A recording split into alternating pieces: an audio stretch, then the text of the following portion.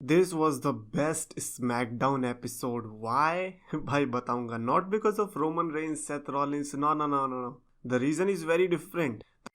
तो गैस जो मैं चैंपियंस ऑफ द वर्ल्ड मैं हूँ 3DX चेतन एंड एक और स्मैकडाउन इस साल की एंड आई वाज एक्सपेक्टिंग कि हाँ ये बहुत ही ज़्यादा अमेजिंग होने वाली है because Roman Reigns and Seth Rollins का फेस ऑफ देखने को मिलेगा। But I feel like I was disappointed. Like अगर मेरे को 10 में से 10 की एक्सपेक्टेशंस थी तो it was 9 out of 10। Like ऐसा मैं कहना चाहूँगा।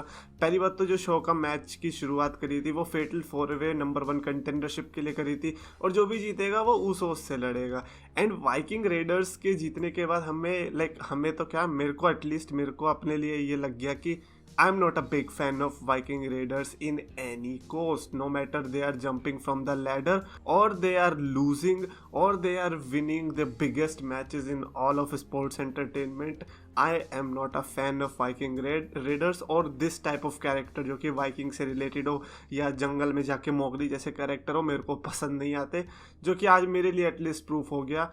ऐसा नहीं है कि आप लोगों को भी वाइकिंग रेडर्स का नॉन फैन बनना ज़रूरी है, एटलीस्ट आई एम। तो इसीलिए अगर ये जो मैच होने वाला है टैग टीम चैंपियनशिप के लिए इसमें तो मैं भाई ऊसोस को बहुत धड़ल्ले से सपोर्ट करने वाला हूँ। I don't want to see that boring title reign yet again. मेरे को लगा था कि चलो वो स्टार्टिंग है इनकी तो इसीलिए हो सकता है कि मेरे को बोरिंग लग रहा होगा, बट इतने टाइम के बाद भी they are boring. I mean they have no character. At least Jinder और शैंकी को चैंपियनशिप मैच के लिए मौका मिलता, एंटरटेन तो करते भाई, क्या पता एक एल्बम ही निकाल देते यो सिंह के साथ। Anyways enough with the renting भाई। सबसे बढ़िया सेगमेंट मेरे को बैक स्टेज में लगा जब सोनिया डेविल का कोट निकलवाने के लिए नेओमी ने एसी के साथ पंगा कर दिया ताकि वो कोट निकाल दे और वो उसको अटैक कर सके। भाई ये कौन से लेवल की स्टोरी टेलिंग कर रही है नेओमी, मतलब भयंकर। क्योंकि सोनिया डेविल ने कहा था कि अगर मैं कोट नहीं पहन रही हूँ तो मैं ऑफिशियल नहीं हूँ, तो तब नेओमी बजा सकती है। But thanks to Adam Pearce वैसा नहीं हो पाया और एक और शार्लेट वर्सेस नेओमी का मैच नेक्स्ट वीक के लिए अनाउंस कर दिया। I don't know like Adam Pearce के दिमाग में कोई डालो, we don't want Charlotte versus Naomi, we want Naomi versus Sonya Deville. Sami Zayn को आज कुछ हो गया। लाइक लास्ट ईयर जो उनका था वो उनकी डॉक्यूमेंट्री के ऊपर बेस था और ये साल उनका एक्स गेम्स के ऊपर है।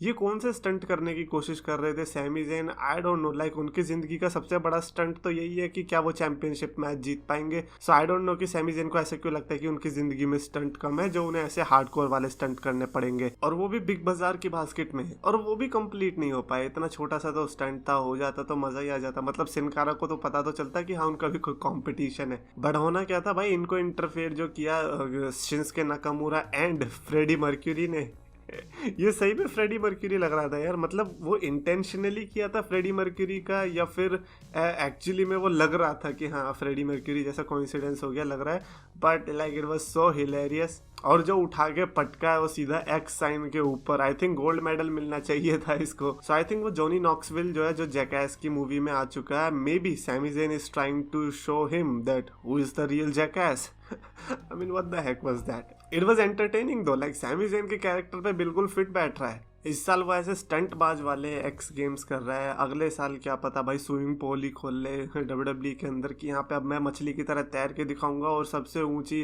डाइव मारूंगा। I don't know, it's just Sami Zayn thing.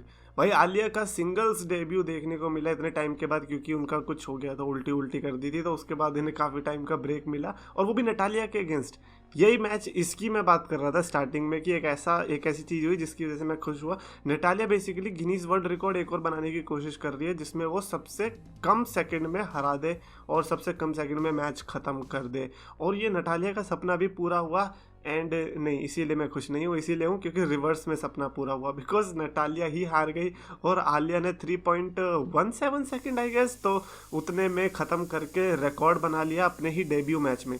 मतलब सोच रहे हो आलिया को क्या अपॉर्चुनिटी मिली है। अब वो ऐसी सुपरस्टार बन चुकी है जिसके नाम ऐसा रिकॉर्ड है कि सबसे जल्दी मैच खत्म करने का और मैच जीतने का Guinness book of world record. Wow, I think that's what Natalia deserve. तो like I am happiest of the happy in the world. मतलब इतना तो सिंगिस किंग में हैप्पी नहीं होगा जितना आज मैं हैप्पी हूँ। मेरी आवाज़ से लग नहीं रहा होगा but I was like flying. लीटा देखने को मिली बिकॉज वाई नॉट। और ये मेरे को सबसे बढ़िया बात लगी कि अगर आप रॉयल रंबल में लेजेंड्स को प्री अनाउंस कर रहे हो देन लाइक टेल अस कि लेजेंड्स क्यों आ रहे हैं। लीटा ने आज बताया कि वो क्यों आ रही है रॉयल रंबल में, and this is what I loved. तो मेरे हिसाब से और भी जो लेजेंड्स अगर पहले ही अनाउंस कर दे रहे हो तो उनका रीजनिंग हमें पता होनी चाहिए, that why are they coming in place of let's just say new day members और any other random tag team. उनका आप स्पॉट क्यों छीन रहे हो? एंड लीटा बेसिकली एक और रन के लिए आई है डब्ल्यूडब्ल्यू के अंदर, और उन्होंने बोला कि I think I have got 1 run left in me. ओ, ये डायलॉग याद आया किसी को? वेल जब नयन मोंगिया बैटिंग करने आते थे तब वो यही बोलते थे कि I think I have got 1 run left in me, और वो 1 रन मार के आउट हो जाते थे। तो आज लीटा ने भी वही डायलॉग मारा, नॉस्टैल्जिया आ गया। बट शार्लेट फ्लेयर के इंटरप्शन से मेरे को ये पता चल गया that no matter who is the winner of Royal Rumble, Charlotte versus Lita is happening at WrestleMania. And personally अब मैं चाहता हूँ कि इन दोनों में से तो किसी को भी रॉयल रंबल मत जीतने देना, कंप्लीट वेस्ट होगा, because like pretty much clear है कि ये दोनों रेसलमेनिया में भिड़ने वाले हैं। शार्लेट ऑलरेडी ट्रिश स्ट्रैटस को डिस्ट्रॉय कर चुकी है, हाउ अबाउट लीटा नाउ? एंड इनके बीच स्टोरी भी रही है। लीटा वो जो रॉ वुमेन्स चैंपियनशिप प्रेजेंट करी थी रेसलमेनिया 32 में, उसी चैंपियनशिप को शार्लेट ने जीता था, और आज तो ट्विस्ट ऑफ फेट मार के शार्लेट के ऊपर ये तो क्लियर ही कर दिया that yes Lita is definitely coming for Charlotte flare.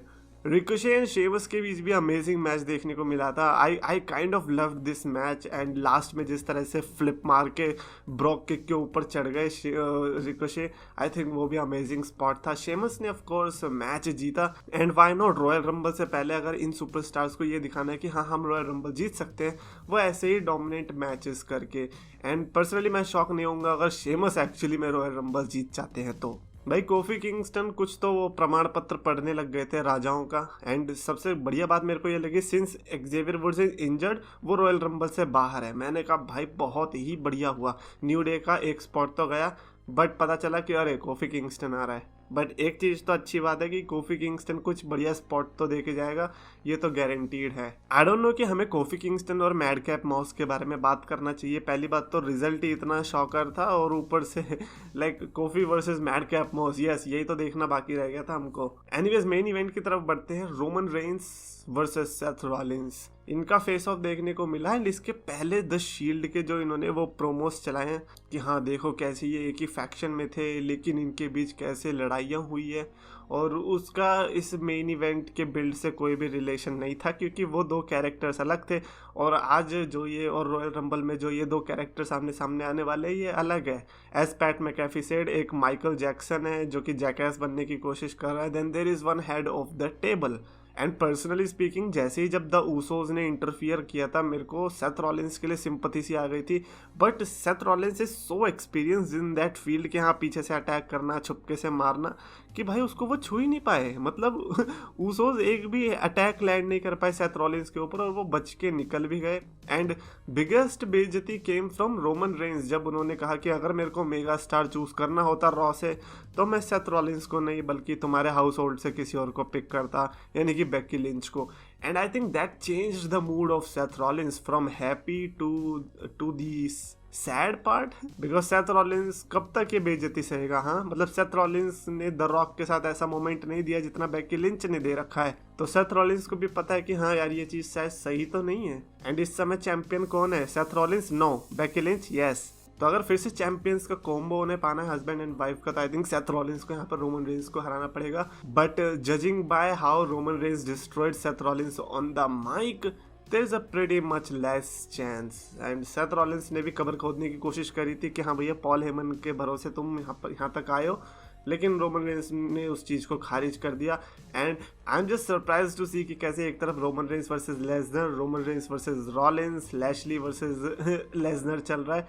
भाई इन सबको एक साथ मिला के 2-3 ऐड करके चेम्बर में जो डाल दो इनको। ओ स्पीकिंग ऑफ चेम्बर, डेव मेल्ट्जर ने क्या बताया कि डब्ल्यूडब्ल्यूई एलिमिनेशन चेम्बर को रेसलमेनिया चेम्बर करने की कोशिश कर रही है, क्योंकि अपेरेंटली वो सऊदी अरेबिया में हो सकता है। एंड मेरे हिसाब से लाइक मैं पर्सनल ओपिनियन बता रहा हूँ कि अगर ऐसा होता है तो लाइक कोई दिक्कत वाली बात नहीं है, बिकॉज रेसलमेनिया बैकलैश नहीं समझ आता, but WrestleMania chamber definitely. Why? Because एक ऐसा चेम्बर जहाँ पर आप जीतते हो या फिर जो आपका रिजल्ट होता है वो आपके रेसलमेनिया के स्टेटस को अफेक्ट करता है। तो आई थिंक रेसलमेनिया चेम्बर तो फिर भी चलेगा, बट रेसलमेनिया बैकलैश तो कभी भी वापस मत लाना। एनीवेज कमेंट्स में लिखकर बताओ अपने thoughts on this WrestleMania chamber thing, और साथ ही साथ रॉलिंस वर्सेस रेंस। आज आपको क्या लगा कि किसने बाजी मारी? मेरे हिसाब से तो Seth Rollins definitely got destroyed by Roman Reigns. Comments में लिखकर बताओ। अगर आपको वीडियो पसंद है तो प्लीज लाइक और शेयर और चैनल सब्सक्राइब करो। रेसलिंग फैंस को पास बुलाया, मीठे शब्दों से सबका दिल था चुराया, अपने नाम का सच टर्म था बनाया, 2 लाख का इसने परिवार था जुटाया। पर समय की मार है, ये मेहनत की हार है, ये खुद को बदलना तो मेरे शब्दों के विचार है। अफसोस है कि आज सबने इसको भुलाया, फ्राइडेज को इसने RKO था लगाया, फ्राइडेज को इसने RKO